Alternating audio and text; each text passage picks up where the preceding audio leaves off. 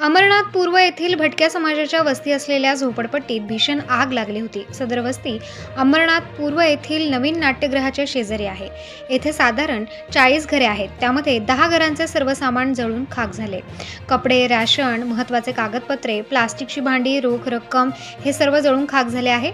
अंगावरील कपडे सोडून या ठिकाणी काही एक शिल्लक राहिले नाही। ज्या झोपडीला प्रथम आग लागली त्या घरामध्ये घटनेवेळी कोणीही नव्हते।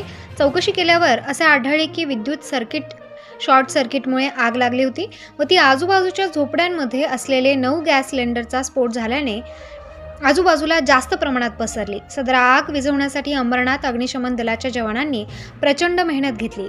पोलिसांनी सदर घटनेचा पंचनामा केला आहे। सदर आगीमध्ये कर्नाटक येथून नोकरीच्या शोधात असलेल्या सचिन नावाच्या तरुणाचे सर्टिफिकेट सुद्धा जळाले आहेत। सुदैवाने या आगीमध्ये कोणत्याही प्रकारची जीवितहानी झाली नाही। काही समाजसेवकांनी पीडितांना जेवणाची व्यवस्था केली होती, परंतु यापुढे पीडितांच्या काय होईल हा एक महत्त्वाचा प्रश्न या ठिकाणी उपस्थित होत आहे। प्रबंधभूमी महाराष्ट्र न्यूजसाठी प्रदीप खडांगळे, अंबरनाथ।